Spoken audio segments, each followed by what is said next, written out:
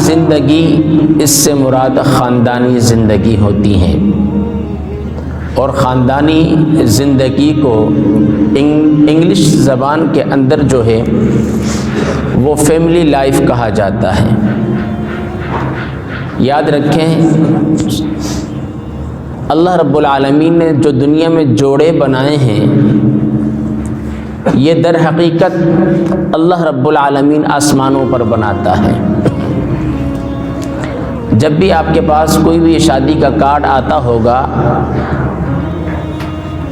ایک تو ہمارے درمیان یہ مصیبت آ گئی کہ ہماری قومی زبان اردو ہے، اور ہمارے جو شادی کارڈ تیار ہوتے ہیں وہ انگلش زبان میں ہوتے ہیں، یعنی کہ انگریز ہماری رگوں کے اندر رچ بس گیا ہے، اور ہم اس قوم میں رہتے ہیں، ہم اس قوم میں سے ہیں جس قوم کے اندر تعلیم کا معیار انگریزی زبان ہے اور حسن کا معیار گورا رنگ ہے۔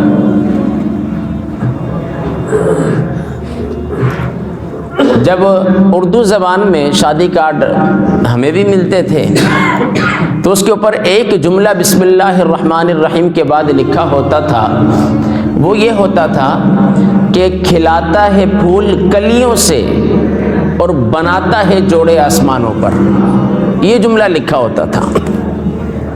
لیکن آج بسم اللہ کا ترجمہ لکھا جاتا ہے، اس کے بعد انگلش زبان کے اندر۔ تو خدا کے لیے ہماری قومی زبان اردو ہے، تو اردو کو سب سے پہلے ترجیح دیں اور اسی کو رائج کریں۔ سب سے پہلی بات، فیملی لائف کے اندر انسان جب فیملی کے اندر اپنی زندگی بسر کرتا ہے، اور جب اپنے بچے یا بچی کی شادی کا بندوبست کرتا ہے، تو اس سے پہلے رشتہ طے پایا جاتا ہے۔ یہ رشتہ طے پانا، اس کے بڑے مراحل ہوتے ہیں کہ لڑکا کیسا ہے، سب سے پہلا سوال یہ کیا جاتا ہے، لڑکا کیسا ہے، کیا کام کاج کرتا ہے، اور ڈائریکٹ جو فوراً سوال کیا جاتا ہے، لڑکے کی تنخواہ کتنی ہے۔ اگر آپ میں سے جن کی شادی نہیں ہوئی، وہ یہ باتیں اپنے ذہن نشین کر لیں کہ آنے والے دور میں یہ ان چیزوں کی انٹرویو کے دوران آپ سے نہیں، لیکن آپ کے گھر والوں سے یہ سوال آپ سے متعلق ضرور پوچھا جائے گا۔ آپ کی سیرت آپ کے سسرال میں پوچھی جائے گی، یہی سوال ہوتا ہے۔ لیکن بڑے افسوس کی بات ہے، جب شادی کا رشتہ طے کرنے کے لیے جاتے ہیں، جب رشتہ طے ہوتا ہے، سارے سوالات ہوتے ہیں، پھر کہا جاتا ہے لڑکا کیسے رنگ کا ہے، اس کے بہن بھائی کتنے ہیں، سارے معاملات ہوتے ہیں۔ پھر اس کے بعد جب لڑکی کا معاملہ آتا ہے تو لڑکا بولتا ہے امی میں نے پہلے لڑکی کو دیکھنا ہے، اور شریعت اس بات کی اجازت دیتی ہے، لیکن اس طرح کی اجازت نہیں دیتی جو ہمارے اور آپ کے درمیان جو رواج چل پڑا ہے۔ شریعت یہ کہتی ہے جب رشتہ طے پا جائے تو دونوں کو فقط چند لمحوں کے لیے ایک دوسرے سے گفت و شنید کے لیے چند لمحے دے دیے جائیں، تاکہ وہ دونوں ایک دوسرے کے مزاج سے واقفیت حاصل کر لیں۔ لیکن ہمارے ہاں کیا ہے، ادھر لڑکی کو انگوٹھی پہنائی جاتی ہے، اس کے بعد آج کل تو نہ جانے کون کون سے سافٹ ویئر آ گئے ہیں موبائلوں کے اندر بھی، اور اللہ معاف فرمائے، اللہ تعالیٰ یہ موبائل پیکج والوں کو، سم والوں کو بھی ہدایت دے، یہ نائٹ پیکج انہوں نے شروع کر دی ہیں۔ وہ مسلمان، وہ نوجوان جسے مسلوں کی زینت بننا تھا، آج وہ موبائلوں کی زینت بن چکا ہے۔ وہ نوجوان جس نے پوری راتوں کو اٹھ کر اللہ سے باتیں کرنی تھی، آج حرام محبت میں پڑ گیا ہے۔ نائٹ پیکیجوں کے اندر منگنی ہوگی، بھائی میری منگیتر ہے، بات کروں گا میں اس سے۔ آپ خود غور کریں، اپنے اطراف میں خود دیکھیں، جن کے ہاں فقط منگنیاں ہوئی ہیں، جب لڑکا اور لڑکی آپس میں گفتگو کرتے ہیں موبائل پر، ان کی موبائل پر نہیں بنتی تو منگنیاں ٹوٹ جاتی ہیں۔ آپ نے دیکھا ہوگا اپنے اطراف کے اندر، آپ کے خاندان میں ہوا ہوگا، یا اعزا قارب کے کسی ساتھی کے ساتھ ہوا ہوگا۔ لیکن عزیزان من، اگر رشتہ آپ نے کر دیا، منگنی آپ نے کر دی، یاد رکھیے گا اگر آپ چاہتے ہیں کہ وہ آپ پر دل و جان سے محبت کرے، آپ پر اپنی جان بھی قربان کر دے، تو موبائل والا معاملہ نہیں رکھنا پڑے گا۔ اس کی قطعاً ضرورت نہیں۔ شریعت نے جو بات کہی وہ موبائل تک کی نہیں تھی، وہ فقط چند لمحوں کا کہا۔ یہ نہیں کہا کہ 2 سال تک رخصتی ہوگی تو 2 سال تک کیا کریں گے؟ بھائی آپ کماؤ، آپ نے شادی کرنی ہے۔ لیکن اس کے بعد جب خاندانی زندگی، جب نکاح ہو جاتا ہے، یاد رکھیے گا جس طرح مرد زنا کر سکتا ہے، عورت زنا کر سکتی ہے، اس طرح انسان کے اعضاء کا بھی زنا ہوتا ہے۔ حضرت امام غزالی نے لکھا کہ آنکھوں کا زنا بد نظری ہے۔ آنکھوں کا زنا کیا ہے؟ کیا ہے؟ ہاں، حضرت امام غزالی نے یہ بھی لکھا کہ بد نظری زنا کی پہلی سیڑھی ہے۔ فرمایا زنا ایک قرض ہے۔ آج نوجوان کس سمت جا رہا ہے؟ آپ اور میں اپنے اطراف میں غور کریں۔ زنا کی سب سے مین بنیاد کیا بنی؟ موبائل فون کا بے دریغ استعمال۔ اس نے خاندانوں کو تقسیم کر دیا۔ آج آپ 2-4 ساتھی دیکھ لیں، کہیں دعوت پہ چلے گئے، کسی بھی گھر کی دعوت ہے، آپ چلے گئے، السلام علیکم، وعلیکم السلام، بیٹھ گئے، نہ یہ پوچھا کیا حال چال ہے، کیسی طبیعت ہے، کیا ہے کیا نہیں ہے، اپنے اپنے موبائل جیبوں سے نکال کے شروع ہو گئے۔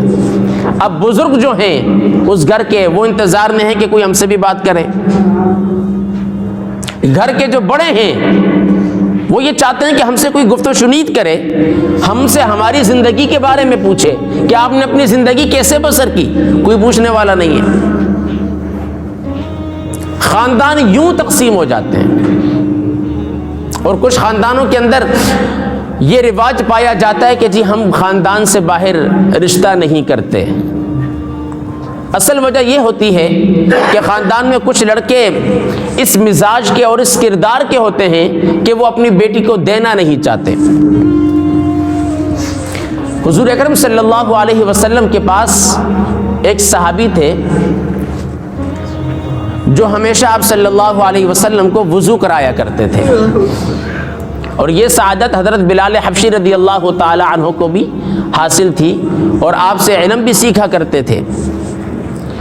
تو آپ صلی اللہ علیہ وسلم کے اس صحابی کا نام جلبیب یا جلابیب ایسا ایک نام ہے کتابوں کے اندر۔ حضور اکرم صلی اللہ علیہ وسلم کو جب وہ وضو کرا رہے تھے، حضور نے پوچھا کیا تم شادی نہیں کرو گے؟ ذرا غور کیجئے گا، کیا تم شادی نہیں کرو گے؟ تو صحابی نے عرض کی یا رسول اللہ صلی اللہ علیہ وسلم، بھلا مجھ سے کون شادی کرے گا؟ پھر حضور نے ارشاد فرمایا کیا تم شادی نہیں کرو گے؟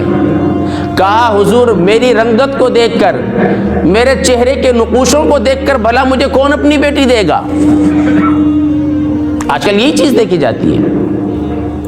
پھر اس کے بعد حضور اکرم صلی اللہ علیہ وسلم کا وضو مکمل ہوا، پیارے نبی نے پھر پوچھا میرے صحابی کیا تم شادی نہیں کرو گے؟ عرض کی یا رسول اللہ صلی اللہ علیہ وسلم، نہ میرا اونچا خاندان، نہ قوم، نہ قبیلہ، نہ میرے پاس مال اور دولت، نہ میرا حسن، نہ میری رنگت، بھلا مجھے کون اپنی بیٹی دے گا؟ حضور اکرم صلی اللہ علیہ وسلم نے ارشاد فرمایا جاؤ مدینے کے فلانے صحابی کے گھر پہ اور انہیں کہہ دینا کہ اللہ کے نبی نے سلام دیا ہے اور یہ پیغام دیا ہے کہ اپنی بیٹی کا نکاح مجھ سے کر دیں۔ وہ صحابی رسول فرحت و مسرت کے عالم میں اٹھے اور مسجد نبوی سے باہر قدم رکھا، دوڑے دوڑے اس صحابی کے گھر پہ چلے گئے، دروازے پر دستک دی، اندر سے پوچھا کون؟ کہا جلابیب۔ کہا کیا کام؟ ہم تو تمہیں نہیں جانتے۔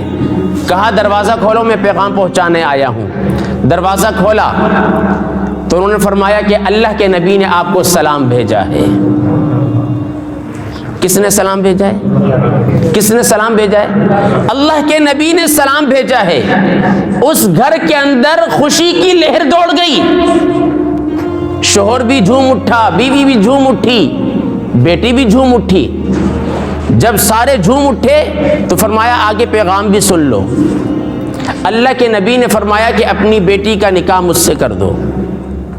تو شوہر تھا، اس نے کہا آپ تھوڑا صبر کریں، میں اپنی بیوی سے مشورہ کر کے آتا ہوں۔ آپ تھوڑا صبر کریں، میں اپنی بیوی سے مشورہ کر کے آتا ہوں۔ اندر گئے۔ آپ کو معلوم ہے اس معاملے کے اندر مرد کی بنسبت عورتیں کیسی ہوتی ہیں؟ جو بچیوں والے ہیں، جن کی بچیوں کے رشتے ہو گئے، وہ اس بات کو اچھے انداز میں جان سکتے ہیں اور جانتے ہیں۔ کہا نہیں، اس کی رنگت تم نے دیکھی ہے؟ اس کے چہرے کے نقوش تم نے دیکھے؟ نہ کوئی خاندان ہے، نہ اس کے پاس دولت ہے، کچھ بھی نہیں ہے، میں تو اپنی بیٹی نہیں دیتی۔ لیکن گھر کے ایک کونے میں بیٹھی وہ بیٹی ساری گفتگو سن رہی تھی۔ قربان جائیں اس بچی کے جواب پر۔ امی جان اور ابو جان آپ سنیں یہ پیغام کہاں سے آیا؟ کہا بارگاہ نبوی سے آیا۔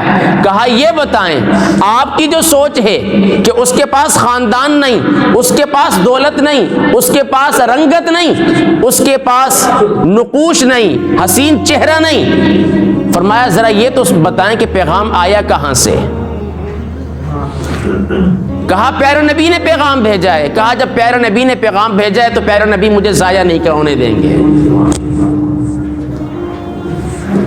کہا ٹھیک ہے، اگر آپ راضی ہیں تو ہم بھی راضی ہیں۔ اور ایک شرعی مسئلہ یہ بھی یاد رکھیں کہ اگر بیٹی نکاح کرنے پر رضامند نہ ہو تو والدین جبراً نہیں کر سکتے۔ یہ شرعی مسئلہ یاد رکھیے گا۔ ابھی چند دن پہلے کی بات ہے، ہمارے اطراف میں ایک شادی تھی، بارات آئی پوری پنجاب سے، باقاعدہ بھائی نے اور والد نے یہاں سے سامان جہیز کا پہنچایا پنجاب، سارے معاملات ہو گئے۔ اینڈ وقت پر جب نکاح کا وقت آیا تو بیٹی نے کہا میں اس سے شادی نہیں کر رہی، میں اس سے شادی نہیں کر رہی۔ وجہ پوچھی تو اس نے بتایا کہ میرا کسی اور کے ساتھ معاملہ ہے، میں حرام محبت میں پڑ گئی ہوں، لہٰذا میں یہ عمل نہیں کر سکتی۔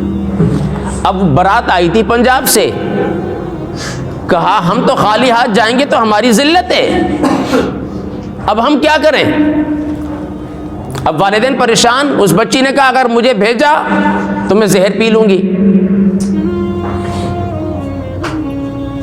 اب سارے پریشان ہو گئے۔ اس کی چھوٹی بہن جس کی عمر 16 سال تھی، اس نے کہا امی جان اور ابو جان میں آپ لوگوں کو پریشان نہیں ہونے دوں گی، میں آپ کی عزت خاک میں نہیں ملاؤں گی۔ اگر بڑی بہن کا یہ معاملہ ہے تو چھوٹی بہن اپنی بہن کے نام پر جان قربان کرنے کو تیار ہے۔ اصل مسئلہ تربیت کا ہوتا ہے۔ ہم اور آپ کیا کرتے ہیں، اسکولوں کے اندر، کالجوں کے اندر اپنے بچوں کو بھیجتے ہیں کہ وہ تعلیم حاصل کر رہے ہیں، لیکن کبھی غور نہیں کیا ہم نے وہ کس چیز کی تعلیم حاصل کر رہے ہیں۔ تعلیم کے ساتھ ساتھ ان کے اوپر اور کون کون سے ایسے معاملات ہیں جس کی وجہ سے وہ ذہنی انتشار کا شکار ہو رہے ہیں، ذہنی دباؤ میں ہیں۔ کیا وجہ ہے پریشان رہتے ہیں، کیا وجہ ہے وہ اتنے غمگین رہتے ہیں، کبھی نہیں پوچھا۔ اس لیے کہ ہم خود صبح 8 بجے آفس کے لیے آ جاتے ہیں، رات کو تھک ہار کے جاتے ہیں، وقت ہی نہیں ملتا، وہ اپنے کمرے میں سو جاتے ہیں، ہم اپنے کمرے میں سو جاتے ہیں۔ یہ والدین کی ذمہ داری ہے کہ وہ بچوں کی اچھی تربیت کریں۔ صحابی رسول واپس آئے، عرض کی یا رسول اللہ صلی اللہ علیہ وسلم، انہوں نے اس بات پر راضی ہو گئے اور اپنی بیٹی دینے پر بھی رضامند ہو گئے۔ حضور اکرم صلی اللہ علیہ وسلم نے اس اپنے خدمت گزار صحابی کا نکاح پڑھایا۔ یوں مدینہ منورہ کے اندر ایک اور مکان بس گیا۔ اب یہاں سے شروع ہوتی ہے عائلی زندگی، جو میرا عنوان تھا، خاندانی زندگی۔ اب جب میاں بیوی آ گئے، میاں بیوی کا رشتہ کیسے بنتا ہے؟ جب نکاح کا خطبہ پڑھا جائے، اب دونوں شوہر حق مہر دے گا، اس کے بعد بیوی اس کے لیے حلال ہو جائے گی۔ اور آج کل ہمارے معاشرے میں نئی چیز چل پڑی ہے کہ جی حق مہر جو ہے، جب آپ نے بچی کو دینا ہی ہے، حق مہر کے بارے میں پوچھا جاتا ہے، بس جی جو شرعی ہے، شرعی ایک مفتی صاحب نے اس پر پوری تحقیق کی، کہا شرعی حق مہر تو 1.5 کروڑ روپے سے اوپر بھی ہے، دو گے؟ کہا جو شوہر کی استطاعت ہے اس کے مطابق رکھو۔ اب بیچارے شوہر کو پتہ ہی نہیں ہوتا، اور بعض لوگ خاندان پہ نام رکھنے کے لیے، جی خاندان میں نام اونچا ہو جائے گا، فلانے کی بیٹے کی شادی تھی تو اس کے باپ نے 5 لاکھ روپے حق مہر رکھوایا تھا۔ اب بیچارہ آلو چھولے کی ریڑھی لگاتا ہے، وہ 5 لاکھ حق مہر کہاں سے دے گا؟ یاد رکھو سچائی میں برکت ہے۔ برکت کس میں ہے؟ سچائی میں۔ تو سچ لکھو جو بھی ہے، جو اللہ نے توفیق دی بتاؤ، اور یہ سارے معاملات آپ لوگوں کو پہلے کرنے چاہیے تاکہ وقت آخر جب لوگوں کا جمع غفیر ہوتا ہے اس وقت کسی قسم کی مشکل کا سامنا نہ کرنا پڑے۔ حضور اکرم صلی اللہ علیہ وسلم نے اس صحابی کا نکاح پڑھایا، ایک گھر اور بس گیا۔ یاد رکھیں جب میاں بیوی آ جاتے ہیں، جب نئے رشتہ ہو جاتا ہے تو اس کے بعد بھی بڑے معاملات ہوتے ہیں۔ ہر گھر میں اونچ نیچ ہوتی ہے۔ کہا جاتا ہے کہ جس گھر میں برتن ہو بچتے ضرور ہیں، لیکن اگر دونوں کو دینی تعلیم کے بارے میں علم ہو اور دونوں کو یہ پتہ ہو، شوہر کو یہ معلوم ہو کہ میرے اوپر بیوی کا کتنا حق ہے، اور بیوی کو یہ معلوم ہو کہ میرے اوپر شوہر کا کتنا حق ہے، اس گھر میں کبھی بھی ایسا معاملہ نہیں ہوتا۔ آپ اس دور کے اندر دیکھ لیں، کورٹ میں جا کے پوچھ لیجئے خلا کے کتنے سارے کیس چل رہے ہیں، خلا کے معاملات۔ اگر شرعی تعلیم، دینی تعلیم پڑھی ہوتی تو آج خلا کی کیفیت نہیں آتی، خلا کے معاملات تک بات نہیں پہنچتی، طلاق کے معاملات نہ ہوتے۔ طلاق دینا اگرچہ جائز کام ہے لیکن اللہ کو پسند نہیں ہے۔ آپ کو معلوم ہے ہمارے استاد محترم ہمیں سمجھانے کے لیے کہا کرتے تھے، شیطان ابلیس جو ہے روزانہ محفل سجاتا ہے اور اپنے چیلوں سے پوچھتا ہے، ہاں بھائی آج آپ نے کیا کام کیا؟ وہ کہتا ہے آج ایک بچے کو میں نے چوری کے کام پہ لگا دیا۔ ابلیس کہتا ہے یہ کوئی کام کیا ہٹ پیچھے؟ ہاں بھائی تم بتاؤ تم نے کیا کیا؟ آج میں نے ایک شخص کو غصہ دلایا اور اس نے دوسرے کو قتل کر دیا۔ کہا یہ کوئی کام ہے کرنے کا؟ یہ کوئی کام نہیں ہے۔ ہاں بھائی تم بتاؤ تم نے کیا کیا؟ آج میں نے ایک شخص کے دل میں حرام محبت ڈال دی۔ کہا یہ کوئی کام ہے؟ یہ کوئی کام نہیں۔ ہاں بھائی تم بتاؤ، خاموش بیٹے ہو، تم نے کیا کیا؟ وہ کہتا ہے آج میں نے ایک شوہر کے دل میں بیوی کے بارے میں اتنی نفرتیں ڈالی کہ اس نے بیوی کو 3 طلاق دے دی۔ ابلیس اٹھتا ہے اپنے ممبر سے، ہمارے استاد محترم ہمیں کہا کرتے تھے، ابلیس اپنے ممبر سے اٹھتا ہے، جا کر اس کو سینے سے لگاتا ہے، کہتا ہے اصل کام تو نے یہ کیا ہے، اصل یہ کام ہے۔ یاد رکھیں جن کی شادیاں نہیں ہوئی وہ یہ نصیحت اپنے گلے میں باندھ لیں۔ اول سب سے پہلی بات، بیوی کے پاس موبائل نہ ہو۔ دیکھیں شک کہاں سے پیدا ہوتا ہے؟ شک کی بنیاد کیا ہے؟ موبائل ہے۔ بنیاد یہی ہے، جب آپ کی زوجہ کے پاس موبائل نہیں ہوگا تو پھر کسی بھی قسم کا شک پیدا نہیں ہوگا۔ ہم جس معاشرے میں رہ رہے ہیں، اور اگر آپ کے پاس موبائل ہے ظاہر سی بات ہے آپ رکھیں گے، لیکن آپ نے اپنے موبائل کو کبھی پاسورڈ نہیں لگانا۔ گھریلو زندگی، خاندانی زندگی کے بارے میں بتا رہا ہوں، اگر آپ پاسورڈ لگائیں گے تب بھی اس کے دل میں شک جائے گا۔ تو لہٰذا آپ نے اپنے موبائل میں پاسورڈ لگا کر نہیں رکھنا۔ یاد رکھیں دنیا میں انسان کو بہت سارے لوگ مل جاتے ہیں، کوئی راہ گزر ملا، حضور اکرم صلی اللہ علیہ وسلم نے ارشاد فرمایا اگر کوئی تمہارے ساتھ 10 قدم چل کے جاتا ہے، کوئی تمہارے ساتھ 10 قدم چل کے جاتا ہے، پہلی ملاقات ہے، فرمایا اگر تم اس سے اس کا نام بھی نہیں پوچھتے تو تم اس کے ساتھ بے وفائی کرتے ہو۔ 10 قدم چل کے جائے تو اس کا اتنا اکرام ہے کہ اس سے نام بھی پوچھا جائے، اور اگر کوئی آپ کے ساتھ مسجد میں 10 دن اعتکاف کے لیے بیٹھ جائے تو آپ کی اچھی خاصی گیدرنگ ہو جاتی ہے۔ ایک دوسرے سے اچھی خاصی شناسائی ہو جاتی ہے، پہچان ہو جاتی ہے، لیکن یار جو زندگی بھر کا جیون ساتھی ہے اس کے معاملات اور آپ کے معاملات ایک دوسرے کو معلوم نہ ہو، یہ جو شک ہے نا، شک یہ بہت گہری کھائی ہے، اور یہی بنیاد ہے۔ نوجوانوں سے مخاطب ہوں، خدا کے لیے ایسے معاملات نہ کرنا جس سے گھر بسنے کے بجائے برباد ہو جائیں۔ جب گھر کے آنگن میں پھول سے بچے آ جاتے ہیں تو میاں بیوی کی محبت اور بڑھ جاتی ہے۔ کیا ہو جاتی ہے؟ بڑھ جاتی ہے۔ کیا ہو جاتی ہے؟ ہاں، اور یاد رکھیں بعض دفعہ شوہر بیوی کے معاملات ایسے انبن ہو جاتے ہیں، یا تو وہ طلاق کی دھمکی دیتا ہے، یا پھر وہ کہتا ہے میں دوسری شادی کروں گا۔ یہ کہتا ہے نہیں، کہتا ہے نا۔ یہ معاملات تو کیوں ہوتے ہیں؟ کبھی سوچے اس بات پر؟ کبھی غور کیا آپ نے؟ طلاق کی دھمکی کس بات پہ دے رہے ہو؟ اور بعض تو اتنی سخت دل کی ہوتی ہے وہ کہتے دے دیں، حالانکہ علماء نے لکھا طلاق سب سے آخری آپشن ہے۔ طلاق پہلے سمجھاؤ اچھے طریقے سے، اچھے طریقے سے سمجھاؤ، سمجھتی ہے ٹھیک ہے، اگر آپ کی بات نہیں سمجھ رہی تو آپ کے خاندان کے جو بزرگ ہیں انہیں بٹھا کر، شاید ممکن ہے ہر ایک کا بولنے کا لہجہ، لب و لہجہ الگ الگ ہوتا ہے، ہر ایک کی بات دل پر اثر نہیں کرتی، ممکن ہے کہ ان کے لب و لہجے سے وہ سدھر جائے۔